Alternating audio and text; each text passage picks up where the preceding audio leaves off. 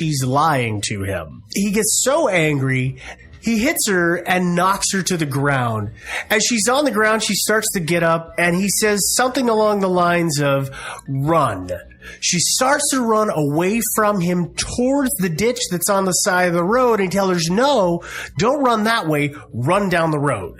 So, of course, she turns around, she starts running down the road. He runs and catches up with her and knocks her down again, and he says, why are you running? She says the logical thing, because you told me to. Yeah. At which point he starts telling her that he starts saying she's a liar and that he's going to kill her. And he knocks her down again. And this is where the gory parts start happening because he sexually assaults her. With his gun. Not a lot of details are there as to exactly what happened, and I don't think any of us want to know exactly what happened, but he used the gun. That sounds kind of unsafe.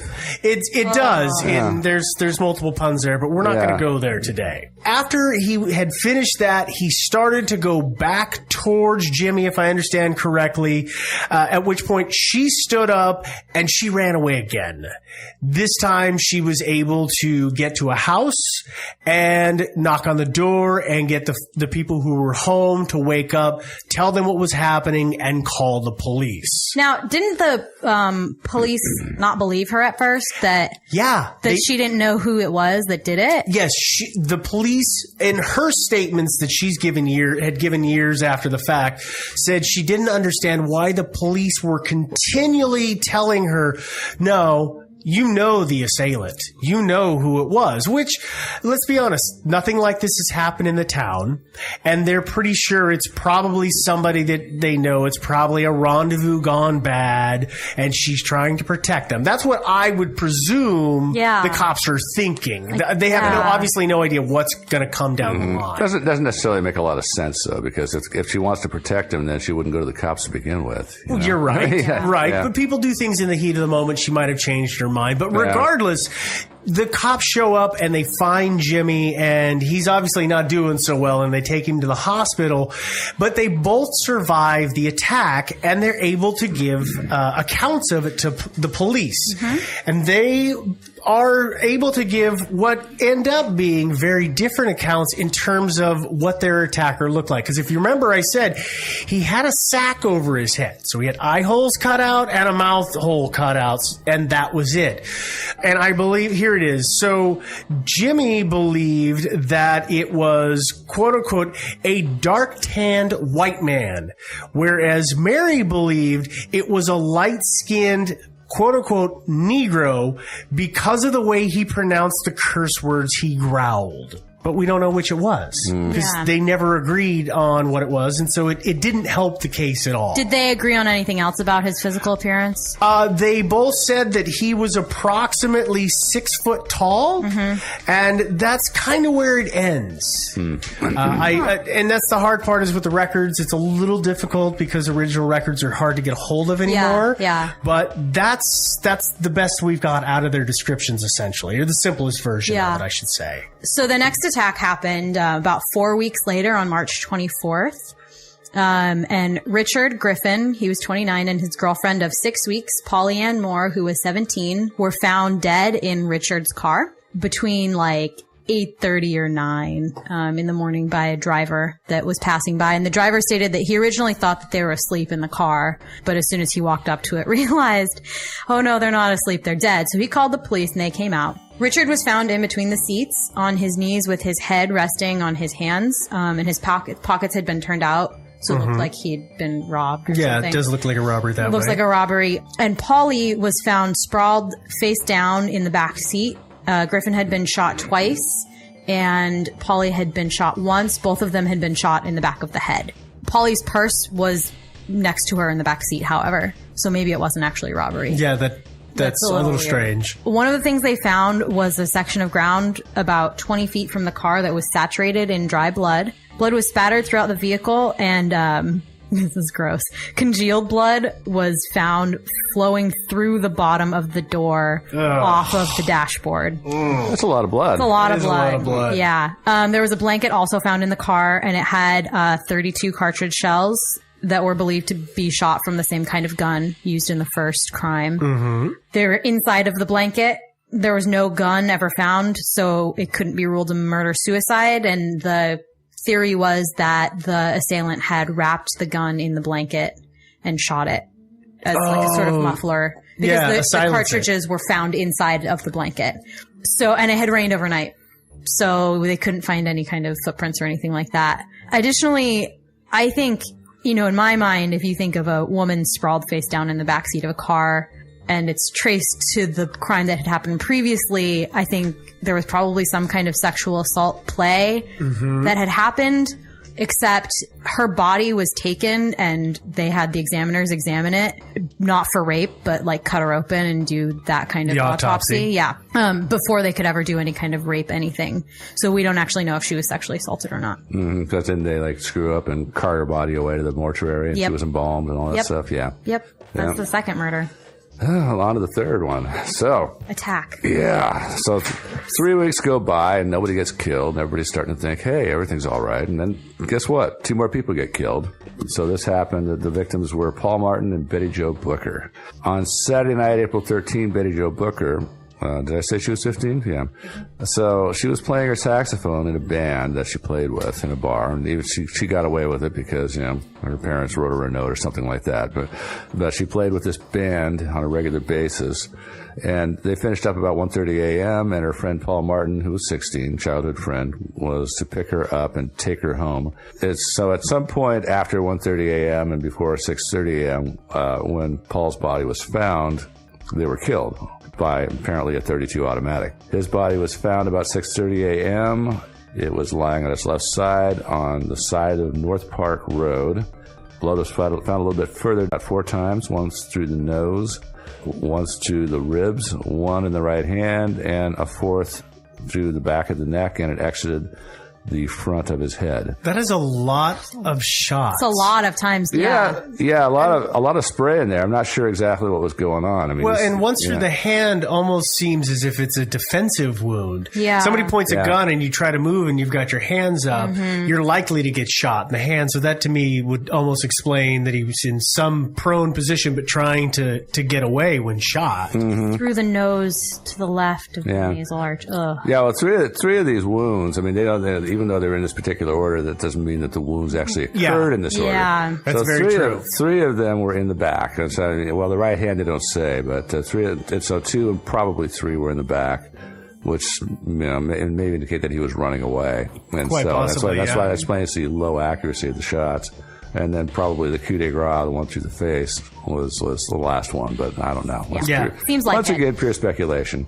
So anyway, that's what's going on with his body. Her body was nowhere to be found, so search parties were organized, and it was found about 11:30 a.m. that day, about 2 miles away. He was lying on his back, fully clothed, with a buttoned overcoat. She'd been shot twice, once in the ribs and once in the face. The weapon is apparently the same, a .32 automatic. Some people say that they believe it was a .32 automatic Colt pistol, and it's possible that you can identify from the markings on the cartridge, you know, what kind of a gun it actually is. Or it might be somebody just sort of put that little tidbit in there. Right. But yeah, .32 back in those days, .32 was actually a pretty popular round. It's not that popular these days. It's considered kind of marginal. Still obviously pretty good at killing people. Unfortunately, yes. Following day's newspaper had reports about it. They claimed the bodies were not abused. Later rumors claimed that Betty had been raped. Well, so that's one of the things, right, is it's 1940s, and they're not big on reporting sexual assault. No, you don't talk about those things. You just don't talk about it. This is one of those things that we just push under the carpet. Even post-mortem, we don't. We don't discuss that. That didn't happen. And now, Joe, she was in the band, and if I remember right in reading, she had her, was it a saxophone that she had? Yeah, she played the saxophone, and when they found her, they did not find her saxophone, and it was thought perhaps it had been taken by the attacker. The band leader did report that she had her sax with her when she left, and since it was nowhere to be found, it wasn't found in Paul's car. His car was, by the way, found a few miles away, and the saxophone was not there, and so that was considered to be a possible clue. They thought, well, if we find the guy with the saxophone, obviously he's our killer, and we'll give him the chair. Saxophone was found about 6 months later. It was found in bushes pretty close to where her body had been found. Okay. Yeah, so it was not actually taken. It was probably just tossed. Yeah, it's kind of unfortunate, really, that they didn't find it at that time, because the police actually wasted quite a bit of resources trying to find that sax and whoever had that sax. Yeah. So. Well, unfortunately, we've got another murder that we're going to talk about in the same series. And Lord. Yeah, I know. This one happened on Friday, May 3rd, sometime before 9 o'clock in the evening. There was a local farmer and welder named Virgil Starks. Come home. He had a long day. His back was sore. So he had his wife, give him a heating pad. And he sat down in a chair to listen to the radio and go through the newspaper and relax. And his wife went and laid down in the bedroom, at which point, and this is again, we don't have the exact times, but somewhere before 9 o'clock, someone came up to the kitchen window and shot him through the window twice in the back of the head. Mm-hmm. His wife reported not hearing the shots, but actually hearing the sound of breaking glass, at which point she thought her husband had broken something. She came out to see what the noise was, at which point she saw that her husband was dead, and she instantly turned around and went to run for the phone. You've got to remember, ladies and gentlemen, this is the 1940s, and telephones then weren't like they are today. They had a wall crank phone. Yeah, it was probably a party line, too. It probably was. Yeah. So she ran to the phone, and she reported that she got 2 cranks on the phone. And how these phones work, correct me if I'm wrong here, Joe, is that it takes multiple cranks to get the operator to come through? Is that? Yeah, I have no idea. I've never used them, I don't know. But I like that you asked Joe. Yeah. I'm a mean guy. Yeah. But she got 2 cranks on the phone to try to get someone to come on the line, the operator. The assailant, who was still outside the window, shot her twice. And this woman is tough. Yeah. Because to survive what we're going to go through, you've got to be a really tough bird. Mm-hmm. Shot in the face twice. She was shot from behind twice. One bullet entered her right cheek and exited behind her left ear. And the other went in her lower jaw below her lip and splintered her teeth and her jaw before it lodged in just below her tongue. That is not a nice way to be shot. It sounds unpleasant, yeah. She obviously fell down, but she managed to get back up, and she ran to get a pistol from the living room. But she's bleeding so profusely, she's blinded by the amount of blood that's coming out. Oh, God. She heard the killer tearing loose the screen on her back porch, and obviously enough, she figures she's going to get killed.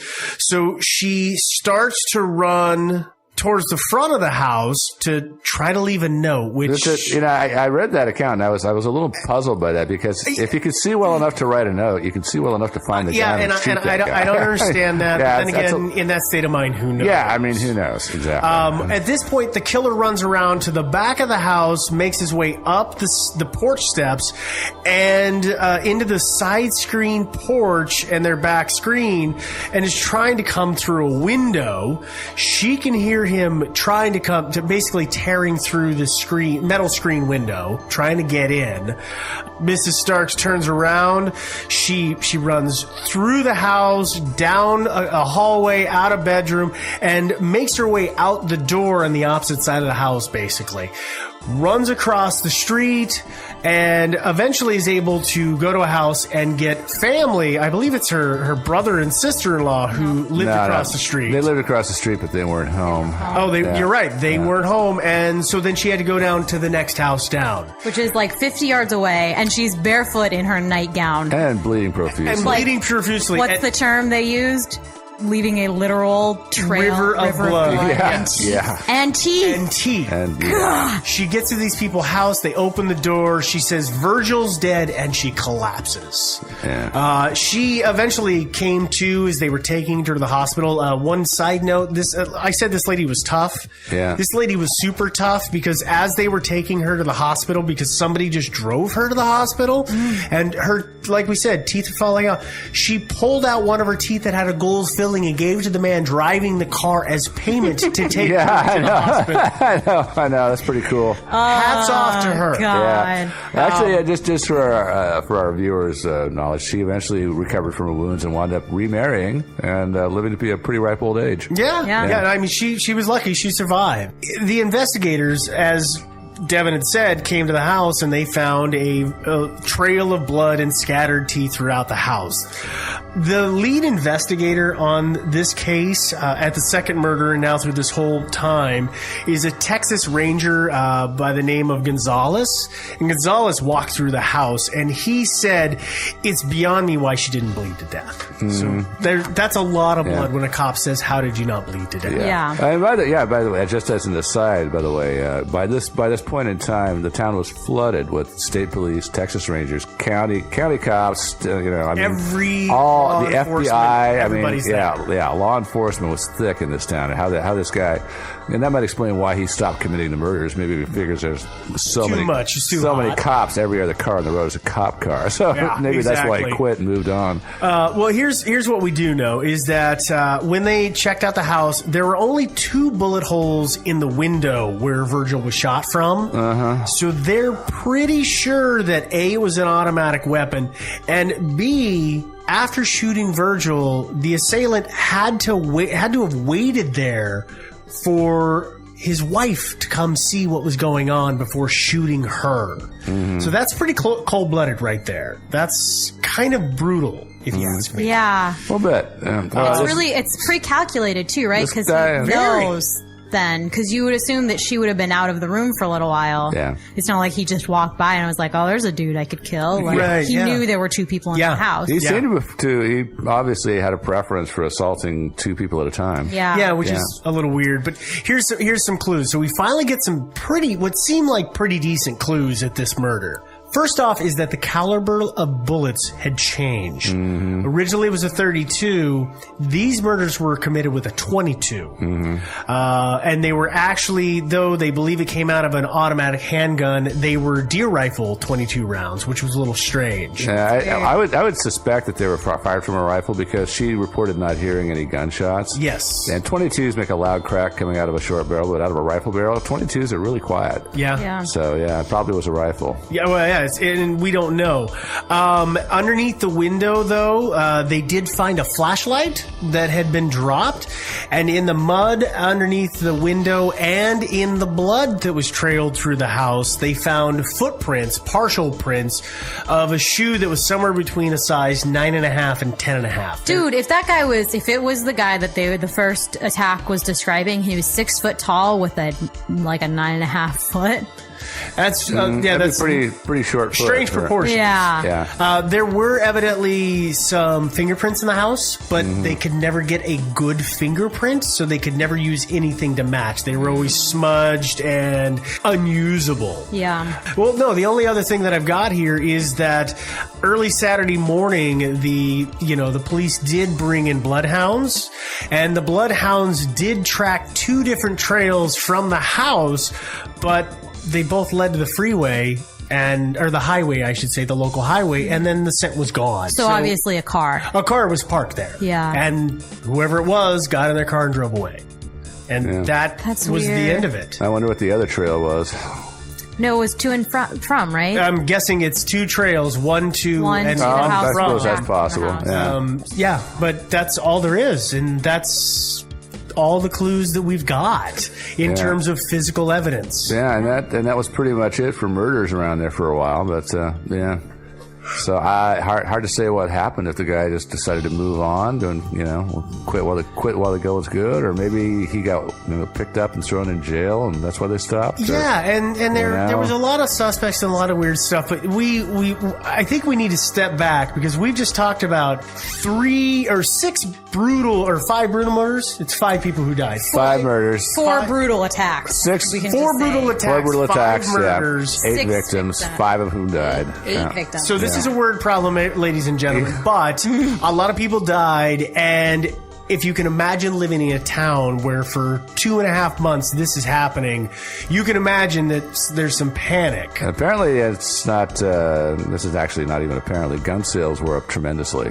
The investigation after that first attack, well, the first murder, I guess not the first attack, but the first murder, you know, a lot of parents were saying, you know, to their kids, don't be out late, all of that. But after the second double murder, the whole city basically shut down. They were enforcing curfews on businesses. There was just like this hysteria that snowballed out of control, especially after the Starks attack. Right. This is one of the things I thought was a little funny. It was like the day. So apparently the day after Virgil Starks was murdered, residents started buying firearms and locks, and stores were as soon as sold out of guns and ammunition and locks. And I'm like, really? Why do you wait this long to go out and buy a gun? I mean, after maybe the second murder, I think I'm going to go buy myself a little 38 or something like that. Yeah. I don't know. You know, it's things like, you know, Texarkana is pretty small.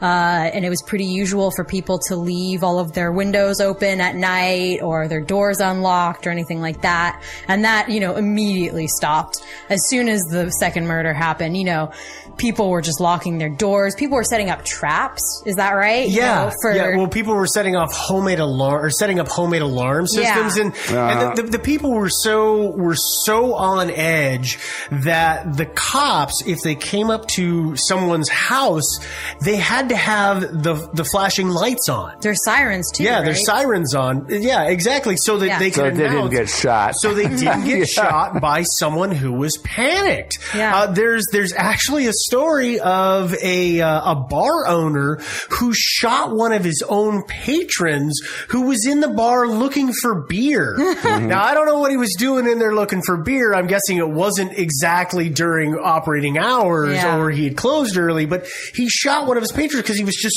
so freaked out. Yeah, I mean, you know, things like want ads for guard dogs were popping up everywhere. You know, other people were selling their guard dogs. I don't know why you would sell your guard dog. I guess because you could probably get like a lot of money for it at that point. And plus, you probably, if you have a guard dog, you probably own a lot of guns. So or you have like a couple of them, right? You know, but it was, you know, things like there are stories of one woman set up a table leaning against the door with a pot full of nails that would spill over into tin trays if the door was opened.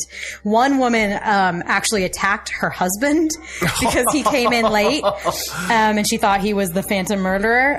Lots of people were checking into hotels. Husbands, if they had to go out of town, would check their whole families in hotels for just like ever. People were leaving all of their lights on during the day because they were scared of the shadows during the day. Well, I mean, this is not the kind of thing that people are used to dealing with in that day and age. I mean, we're talking the mid 40s. This is not what happened. Yeah, I mean, these days serial killings, it's just a routine thing. You know? Just it's sort of routine. like, definitely a little out of the ordinary for these folks. But high schoolers still went out and parked on lonely little lovers' lanes and stuff. Although usually they armed themselves this time. You know, they weren't that stupid. So they were kind of doing like a teen sleuth thing. Yeah, kind of like that. Yeah, the early Scooby-Doo. Oh yeah. So one night, a couple of a state trooper and a county mountie were out patrolling a road, and they came to a parked car, and the sheriff's deputy got out and approached the car. And then identified himself and says, "Aren't you scared to be parked out here at night?" And the girl says, "You're the one I'd be scared, mister. It's a good thing you told me who you are." And then it turns out she's got a .25 caliber pistol pointed at him. Yeah. Well, if I'm going to go out and park in Lover's Lane, I'm going to be well armed for something like that. Yeah. I mean, so, and there was another incident where a high schooler named C.J. Lauderdale was following a city bus because he had seen somebody park his car and then get on this bus. He thought that was suspicious. So he started. Fair. That's a little suspicious. So he's following the bus, and then for some reason, I don't know why, that attracted the attention of the Texarkana Police Department. But they started chasing him, and they chased him for like 3 miles. Before they finally caught up, and then he explained that, you know, they were in an unmarked police car, and so he wasn't about to pull over for them because he thought that it was just people were paranoid all the way around. And so at that point, the local police chief started warning teenage sleuths to tell them not to try to take the law in their own hands and not to try to solve these murders themselves. Which is funny because the same guy, Gonzalez, our like police hero, right? Exactly. He actually started recruiting teenagers some of them were like sons and daughters of his own Rangers, Texas Rangers. Well, this is like typical government employees. It's a good idea when it's our idea. Yeah. Well, he started recruiting them to be decoys, like not even to like chase after suspicious people, but to just park their cars and like pretend to be making out in the car, hoping that the Phantom would just like walk by or appear. I don't really know what they thought was going to happen. Who were these decoys? Mostly teenagers, and then some of them they ended up they started to use teenagers at first, and then they said, well, actually this is kind of a bad idea, so they started using their own Texas Rangers who would sit in the car either with each other or sometimes with a mannequin. Yeah, I guess they tried each other at first, but then the making out thing got a little uncomfortable. Yeah. His office politics a little weird. Yeah, I'd rather so they make would out with park a their mannequin. car like behind a bush, like super sneaky like, and wait for the Phantom murderer to come along, and obviously he never did, because clearly smarter than that. I think, if you learn anything already, he's clearly smarter than that. Yeah. Gonzalez, our hero Our Texas guy, Ranger, he and his officers, he said, were dealing with, and I quote, a shrewd criminal who had left no stone unturned to conceal his identity and activities. I just like that. I feel like that comes from like, this dude didn't fall for our trick.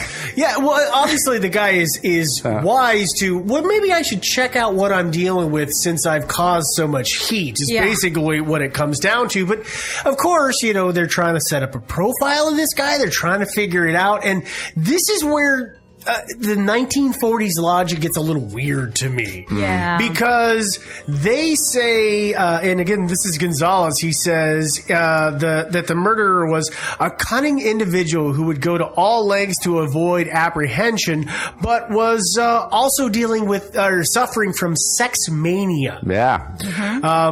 Again, here's another quote. I believe that a sex pervert is responsible. Well, it seems likely. Okay, well, there is a sexual aspect, and that's a little weird, but it's just a sex mania is a weird way to put it.